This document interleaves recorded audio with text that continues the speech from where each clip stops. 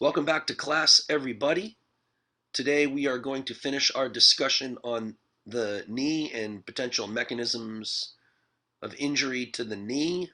And again, we're showcasing our use of vector addition, but today we're going to use a different example from a different viewing perspective and see if we can use vector addition to explain another potential mechanism for injury at the knee associated with joint reaction force and Newton's laws. But before I do that, I want to make sure that we go over the syllabus, make sure everybody knows where we're at. So I'm going to go and share my screen. And I also have to apologize for the last lecture. The last lecture, I thought that I did a pretty good job with the drawing, but unfortunately, a lot of the drawing was occluded because of this little screen right here. So I tried to recreate the drawings that I did, and I did the best that I could. But I mean, I did the best that I could. But I think everybody understands what I'm talking about. So here we go with this week is 11/9. Today is 11/9, and we're going to finish up our discussion on the knee. Probably finish that up today, and then on Wednesday we'll start talking about the foot and the ankle, and then next week we'll start talking about human gait, and then we have pretty much another week after that, and we're done with class. On the Wednesday or the Wednesday before Thanksgiving, I will have class. Although it says no class on 11/25. Alrighty. So on 11/25 we will not have class. I mean, that is Wednesday. Yeah, so I mean, if it says that we won't, we won't. So we'll have class on 11/23. We'll go over human gait 11/16, 11/18, 11/23. No class on 11/25. Give you guys the ability to travel or to hunker down, whatever you decide. And then on 11:30, the day that you get back from the exam, we'll have from Thanksgiving, we'll have a review for the exam and then final exam, and then we Gucci. All right, so we don't have too much time left. I did email everybody their second exam, so feel free to finish up your first and second exam corrections. I don't care how many times you send me an email, we'll keep working on it. Assignment number 3 is and has been due since Friday, and I believe everybody's submissions are available. I will grade those by the end of the week and get those in. And then we have assignment number 4 is going to be due by the end of the semester. So assignment 4 is, again, to summarize an article. The article is in the modules at the bottom. It's by Monahan, Lewis, Sue, Saltzman, and Hamill and Holt. And it has to do with orthotics and hyperpronation and their impact on the knee that we'll start talking about on Wednesday. Then there's a couple of other multiple choice questions that I'd make it easy for you, and this is due on November 27th, the day after Thanksgiving. So you should have plenty of time to work on that and to read that article. And I think that's pretty much where we're at. Just as a reminder, if you don't know where that article is, if you go to the modules and you look all the way down, here's the Wagenaar paper that you did not have to read, but I provided to you because it's Wagenaar was my doctoral mentor, one of the kindest and smartest guys I've ever met. And then here's the shoulder pain and rotator cuff assignment 3, and here's the hyperpronation Monahan article for the 4th assignment that you have to do. So I think with that, we should be ready to go to move forward into the lecture for the day, unless somebody has a question for me. And if there are no questions, then I will continue with our lecture. So I wanted to start on that slide, but I screwed it up. So we've talked about the knee, we've talked about patellar tracking, we've talked about the imbalance in forces between your quadricep muscles group, your vastus lateralis, and your vastus medialis, and how they make concurrent forces attached to the kneecap, and if one muscle is stronger than the other, then there could be a curvilinear translation of the kneecap in and out of the patellar groove. We also talked about how a wide Q angle might also negatively impact patellar tracking and lead to knee pain. And today what we're going to do is talk about a little bit of a different type of potential knee pain caused by deep knee bends.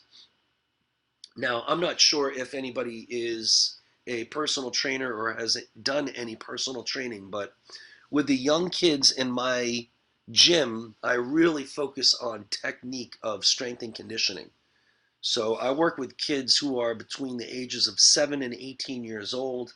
And the young kids, 11, 10 years old, they watch the older boys do strength and conditioning, and they just want to do weights. They want to be one of the older boys. And I keep telling them that, the most important thing is technique, and you guys are young and you have growth plates, and if you don't have good technique right from the outset, then I could potentially be increasing the potential for injury.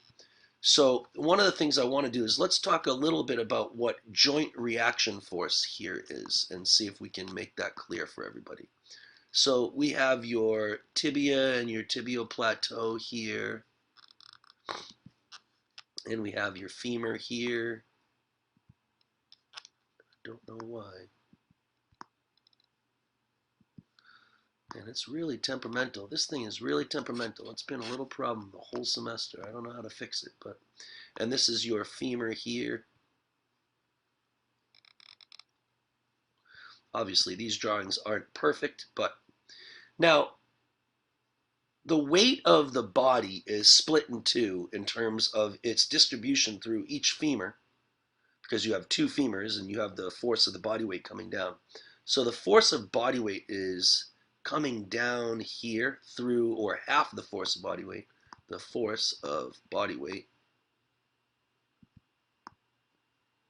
divided by 2, because you have two femurs, so your force of body weight is distributed between the two of them. But you have the force of body weight. Now, why wouldn't the force of body weight coming through this femur crush your tibial plateau and your tibia?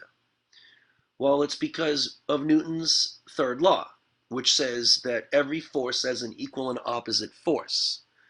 So not only is there a force of body weight coming down in this direction, but there's also a joint reaction force, or the force of the tibia pushing up on the femur here. And that creates like a clash of forces. It creates a force within this joint.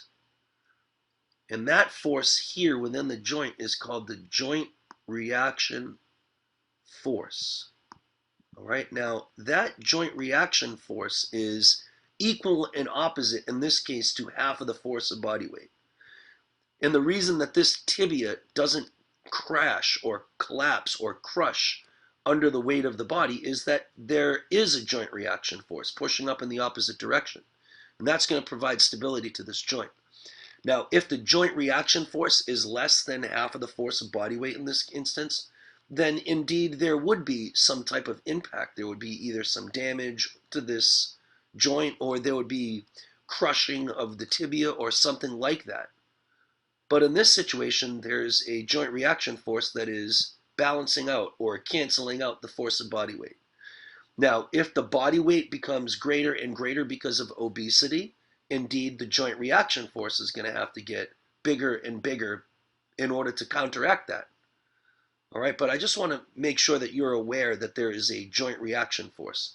Similarly, if I'm in a handstand and I have my ulna and radius, this is not going to be a correct drawing. This is my ulna and radius, and this is my elbow here. Sorry, that is my elbow and radius, and I'm in a handstand, and these are my hand, the bones of my hand. All right, and these are my digits here. It's not going to be, I don't want to take too much time on the drawing. Then if I'm in a handstand, the weight of the force of the body weight is coming down like this, and then there would be another resultant joint reaction force at the wrist here in order for my my bones not to be crushed. So a joint reaction force is the equal and opposite force to the forces put on it. Now, that force could be put on by the force of the body weight or the ground, right? In any event, a joint reaction force is the force that's reacting to whatever forces that are put on the joint to withstand those forces so that the joint doesn't collapse under the forces. All right, so that's what a joint reaction force is. And what we're going to do is we're going to talk a little bit more about deep knee bends and joint reaction forces.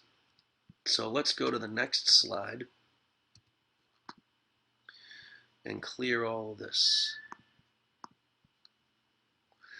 So when you're considering the forces that are on the kneecap, all right, let's make a little bit of a drawing here. All right, you have your patellar tendon, and your patellar tendon is attached to your tibial tuberosity, and it's pulling down in this direction on your patella. So let's make the patella into this color here.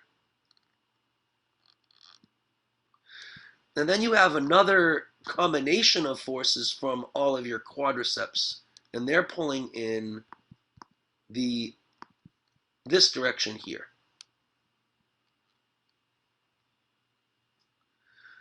Again, this is a force. This is a force due to your quads. And this here is a force due to your patellar tendon. And just like any vector addition, you can add those forces together. So what happens if you add these forces together? All right, well, maybe I'll just do it over here. Let's do it with, because I don't want to, let's do it with these two arrows here. Let's say I have, and I'm going to erase this. Let's say I have this force here.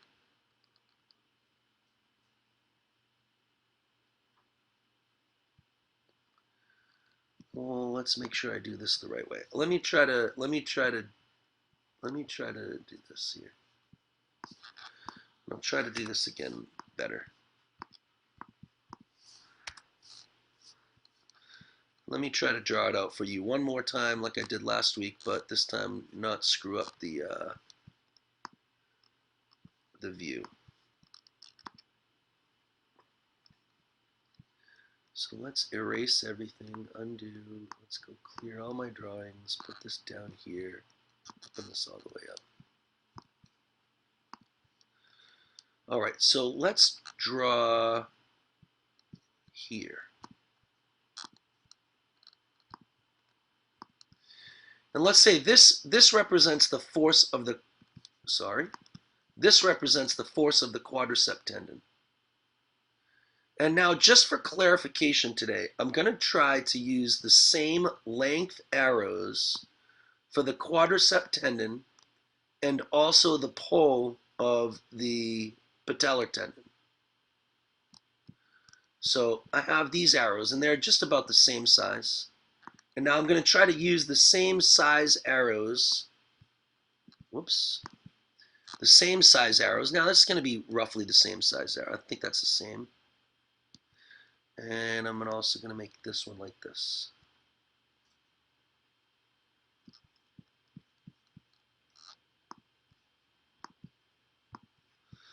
There's so many working parts going on.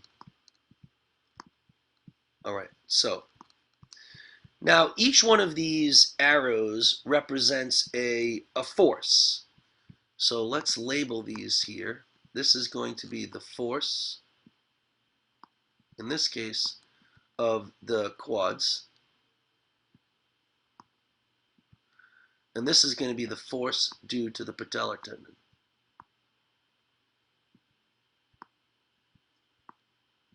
Now I tried to make this arrow here relatively the same length as this arrow here. It's not going to be perfect, but I tried to do the best that I can.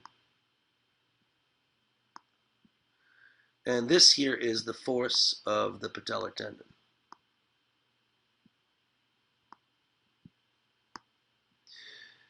Right, so you have your kneecap here and your kneecap here. All right, now This here is like you're doing a leg press and your leg here is at 90 degrees.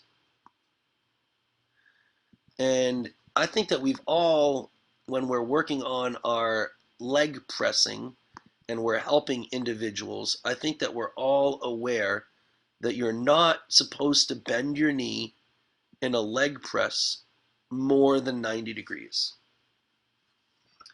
In fact, with the kids in the gym, I don't want them to do squats with their knees more than, say, for instance, yeah, we'll just go 90 degrees. When I teach squats, I tell the kids in the gym to don't go down any further than your elbows touching your knee. Don't go too far down. Sometimes you'll see people do squats and they go all the way down, like butt to the floor. And the reason why you don't want to do that potentially is because it increases joint reaction force. So let's take a look at this example here when the individual is not bending their knee too much, all right? What happens to the kneecap here when you bend your knee about 130 degrees? Given the force of the patellar tendon is pulling in this direction and the quadricep tendon is pulling in that direction. And maybe what I'll do is try to improve this drawing a little bit. You would have here in this situation, you would have one bone going in this direction here. This is your femur, right, with your femoral, and then this would be your tibia. Now we're drawing this from the side view, not the front view. So this is a sagittal view. And then on top of that, you would have your muscles that would look something like this, right? Something like this, with your quadricep tendon here. And then you'd have your patellar tendon attached to here. All right, so that's the situation. And you'd have the end of here, you would have your foot, all right, and then your hip up here. So this would be somebody like who's doing a leg extension. The leg's going like this, and their leg is not bent more than 130 degrees or something like that. So I'm going to erase all of those, this yellow and the red, just so that we can see a little bit clearer. So if the patellar tendon is pulling down on the kneecap with this force, and the quadricep tendon is pulling in this force, and they're concurrent forces because they're both attached to the same bone here, let's add those two vectors together. All right, let's add these two vectors together. So I would start at the head of this arrow and make an arrow that's equal and opposite to this arrow here. All right, so I think that it would probably be something like that. Jose, my man, tell me if you disagree with that drawing. And I would also start at the head of this arrow here and make an equal and opposite arrow in that direction. So I'm using parallelogram method of vector addition. All right, so the added force of the quadricep plus the force of the patella is going to add up here to this third force here.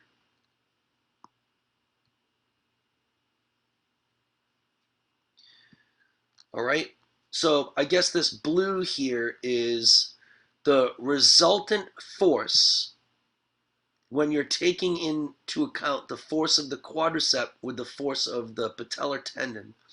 And what it's saying is that it's taking the kneecap, and maybe I will even draw back those bones here.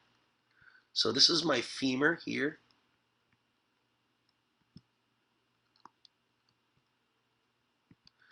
And this is my tibia here.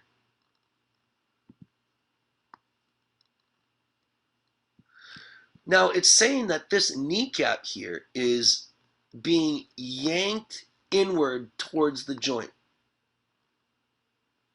right? Because this force here and this force here are acting on the kneecap. So the kneecap is literally being pulled into the joint. So let me make a, like, you have your femur here,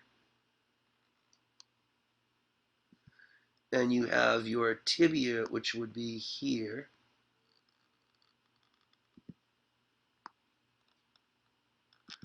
And you have your kneecap, and the kneecap is above both of them. And the kneecap is attached to your quadricep tendon here. Sorry, yep, your quadricep tendon, and your patellar tendon. And that means that your kneecap is literally being jammed through these bones into the joint, which is going to cause the kneecap to like smash into these bones here. But it's a good thing that we have Newton's laws, because the bone is also pushing back this way against the kneecap in what's called the joint reaction force. So if my leg is extended at about 130 degrees, I have this amount of force. The kneecap is being pulled into these two bones with this amount of arbitrary force. But what happens to that force if I bend my knee more? So if I bend my knee more, then let's go add these other vectors together here on the other side. Now, this is if I bend my knee more than 130 degrees. Now my knee is bent 90 degrees, all right? Let's add these two vectors together. So I'll go here, and I'll make my arrows, and I'll add this vector here.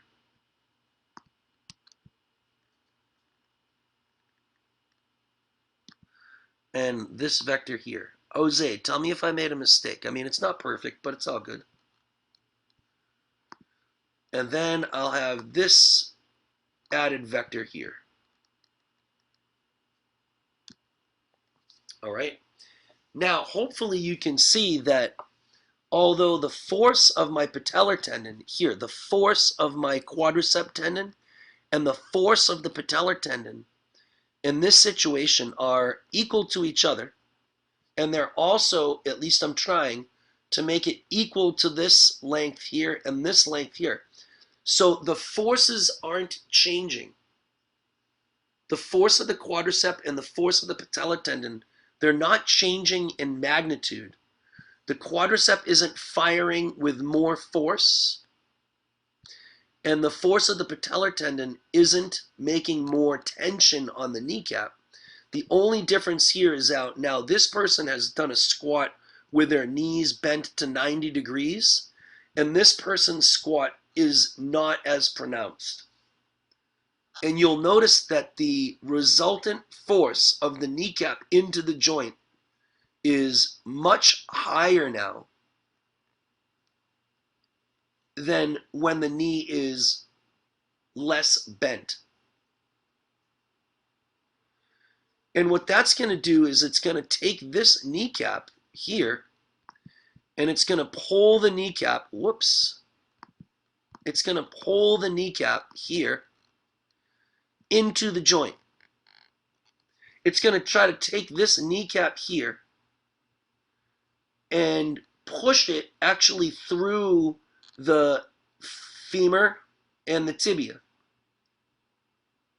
Now, you would think if that happens with enough force, it would crush or break, or at least the bottom surface of this kneecap here would make contact with the surface of the bones here, and there would be some type of deterioration or some type of impact on the subpatellar surface. And if there was no joint reaction force, now not only is the kneecap coming in this direction here and more forcefully when the knee is bent more, there is also a joint reaction force that's, there's also a joint reaction force. Let's erase this here. There's also a joint reaction force pushing against that kneecap in this direction here.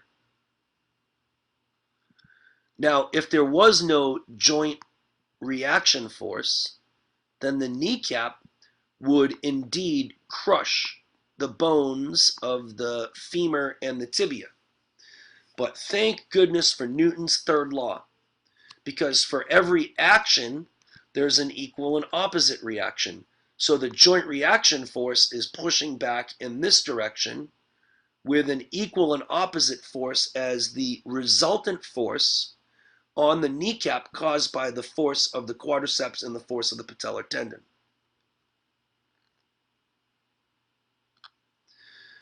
So even though my young kids want to lift weights and they say, I'm only lifting 10 pounds, I'm only lifting a 5-pound kettlebell or whatever they say, I don't think that they're necessarily aware of the fact that although the amount of weight might not change, the amount of force may change. And the amount of force is going to change based on technique, potentially.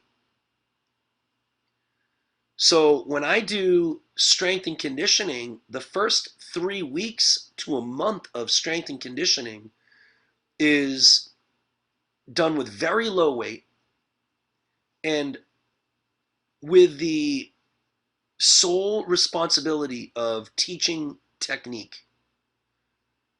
And when I allow my athletes to do squats, I have them do it so that their elbows touch their knees. And then you'll find that those limitations make it so that their knees aren't hyperbending and that they're not going to increase the forces on one part of the body unnecessarily. Now let's make one more drawing here. Sometimes they'll bend their knees almost all the way and they'll let their butt almost touch the ground. So let's just do one more drawing here. And I'll take this here, and that should be the same thing as the same length about as this arrow, maybe a little bit longer, a little bit shorter. And I'll have another arrow here. Now they're bending almost all the way down. Butt is close to touching the ground. Your kneecap is still here. Here's the force of the quadricep here, quadricep tendon. And here's the force of the patellar tendon. And now when I do this vector addition, you'll see it's even more of an issue.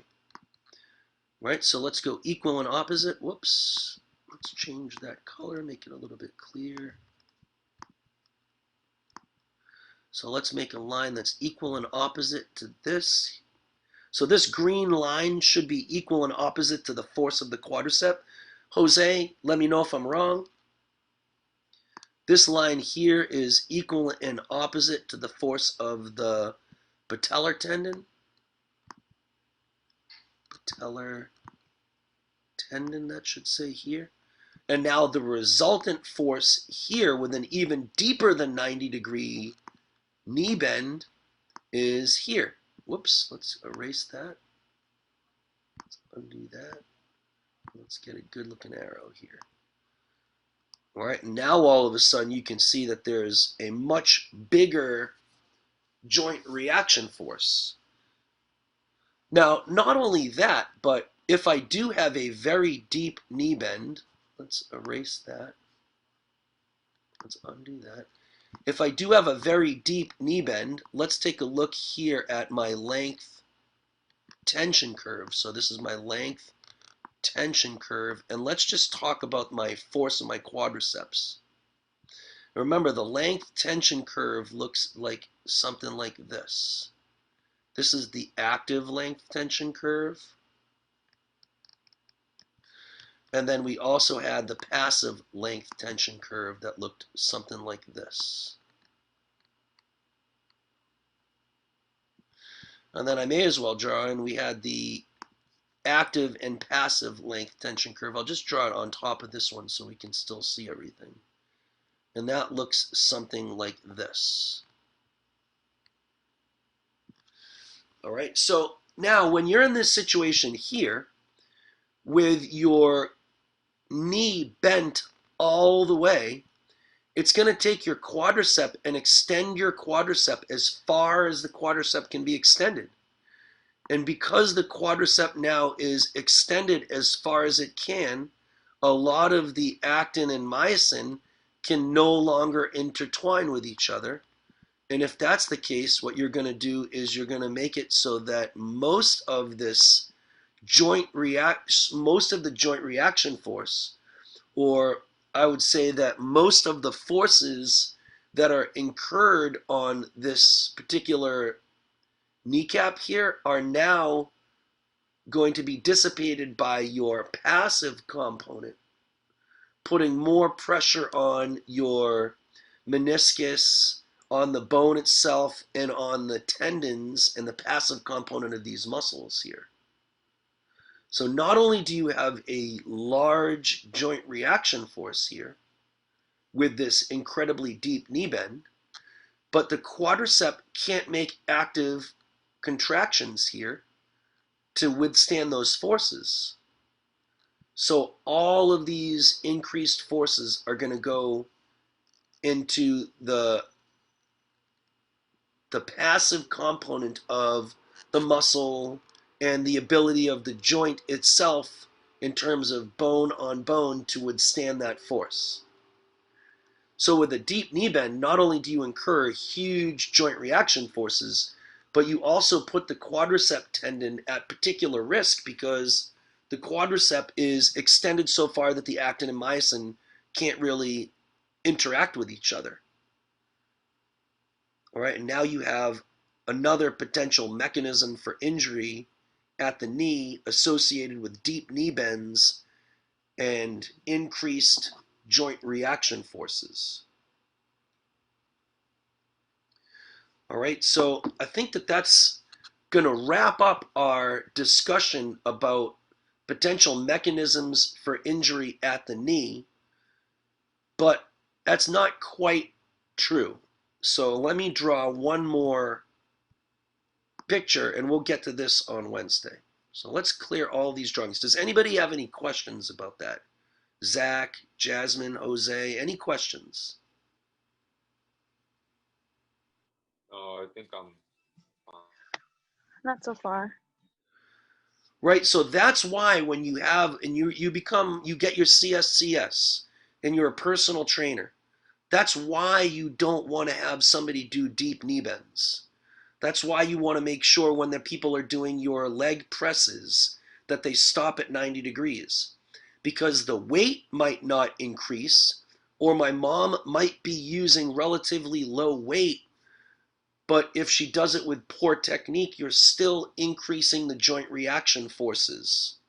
And if the joint reaction force, or if the bony structure of her patella, or if there are some other issues because she's now 74 years old, then all of a sudden you're increasing the forces on the knee without necessarily increasing the intensity or the magnitude of the weight that she's lifting. And I don't know if my mom really understands this stuff. I don't know if she understands the impact of poor technique on increased forces, right? And then she could be at potential risk of injury, even though she might think that she's doing things pretty conservatively. All right, so this is where poor technique can become a mechanism for injury at the knee.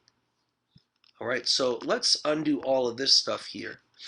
And let's just do our original drawing of my patellar tendon and my vastus medialis, and my vastus lateralis here. Let's assume that they're the same length, which means they're pushing with the same forces. And here's my kneecap here. And this is my vastus medialis, and my vastus medialis seem to be pulling in the same direction as my vastus lateralis here. This seems to be a good thing. And if I add these two vectors together, let's go like this, mouse. Actually, let's undo this just a little bit, just to make these a little bit smaller. And let's mouse it up here and make this a little bit bigger. All right, let's do one more drawing for you. Let's say we have our one force here and one force here. And we have our kneecap here.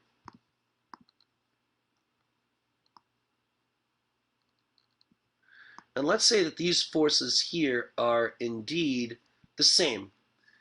You know, the same angle and the same magnitude. And let's just add these two forces together. I'll do it really quick here, just with a line. Go like this, like this. And now the resultant force between the two is this arrow here. This seems pretty good. But what happens if instead of my patellar tendon being straight down like that, pulling straight down, what would happen if my patellar tendon was pulling in this direction here? What would happen then? What would happen to the tracking of my patella if the forces of vastus, lateralis, and medialis were reasonably equal, but the patella was now being pulled in some direction that was not vertical because of the patellar tendon, and what could potentially cause that? So up until now, what we've talked about is injuries to the knee based on poor patellar tracking from the top portion of this particular force relationship. But what happens if we start talking about things that happen below the kneecap?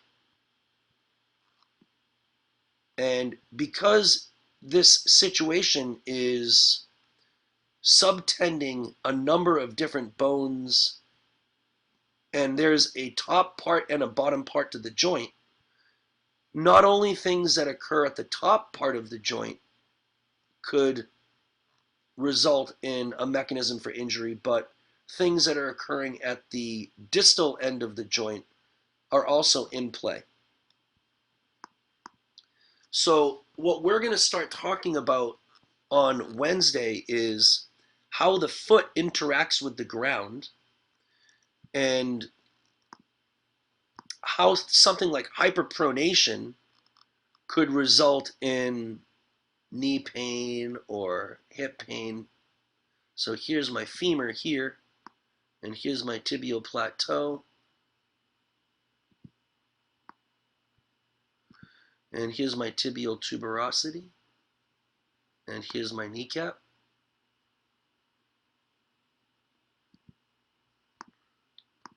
And attached to the kneecap, I have my quadricep muscles here.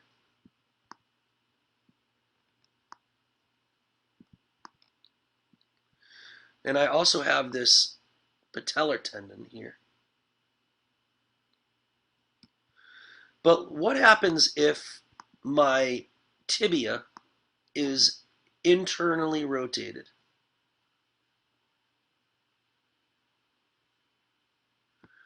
Well, what it would do is that would take this patellar tendon here, and it would kick the patellar tendon potentially off to the side. Whoops, I want to undo that. And it could potentially make my patellar tendon in this direction here, because this bone is internally rotated. Now, that would also lead to poor patellar tracking, but it would lead to poor patellar tracking from a different mechanism than what we've already discussed. We've discussed imbalances in the muscle force. We've also discussed a skeletal change in terms of a wide Q angle.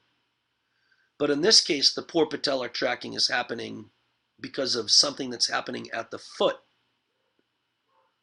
And we'll discuss that when we get to that content on Wednesday.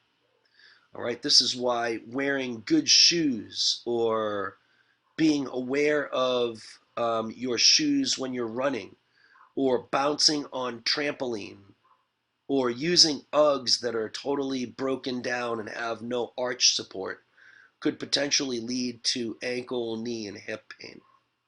All right. Does anybody have any questions about what we went over today? I was just gonna ask a question about that last thing that you talked about, like how shoes can play a big role. Yep.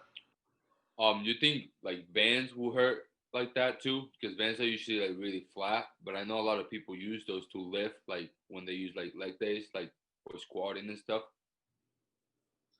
I don't know if you really know, but I was just bringing it up. It's a great point. So what Jose says is using shoes that don't have great arch support something that we might want to consider. Now, Jose, I can't say that that's going to be a problem for everybody because there are some people who have very strong arches. But if you Yeah, don't have strong arches and you tend to hyperpronate or your foot tends to fall towards the medial side, then I would 100% agree with you. But Jose, I'll complicate the thing by saying, what about flip flops during the summer? What about yeah, high heel shoes? What about using or wearing Uggs that have completely and totally worn down to the point where it's forcing you to have hyperpronation? What about bouncing on a trampoline? Because when you bounce on a trampoline, the trampoline bed bows and it forces your feet to roll in, right? What about running around a track in only one direction because the corners of the track are always going to be angled so that you have a little bit more of a biomechanical or physical advantage as you run around the track? Right? What are the impacts of the way that your feet interact with the ground, especially when Jose says that sometimes people don't wear the right shoes? And this new thing that everybody wears or that everybody thinks right now, they have the Fitbit and they're supposed to take 10,000 steps per day. Everybody's taking 10,000 steps per day and so happy about it. My mom talks about, oh, I got another 10,000 steps in. But what happens if those 10,000 steps are done with an imbalance in forces or with a patellar tendon that's kicked off diagonally or landing on or running on surfaces that are squishy that are going to force even more hyperpronation and dorsiflexion like a gymnast? A gymnast runs on foam and the foam squishes under the weight of the body weight, dissipating the body weight. But it also allows for hyperdorsiflexion and hyperpronation, even more so. And then you have the impact of landing from the high bar surface. What is the impact of poor matting or the surface that you're running on, or poor shoes, or flat feet, or not wearing orthotics if you should, or not having the medial and lateral strength of your ankle to support your ankle, or not having a transverse and a longitudinal arch in your foot? Taking 10,000 steps a day and then adding on top of that a whole soccer workout or a whole basketball practice or vaulting and running down the runway and pounding on the board, 15, 20, 30 times a workout. Well, I think that there are some individuals who have strong arches, strong ankles, the right shoes. For those individuals, maybe that overuse is not going to result in injury. But for somebody who cannot dissipate those forces, the ground reaction forces, the joint reaction forces, or who has an imbalance in forces that is going to lead to poor patellar tracking or something along those lines, there's definitely a mechanism for injury there.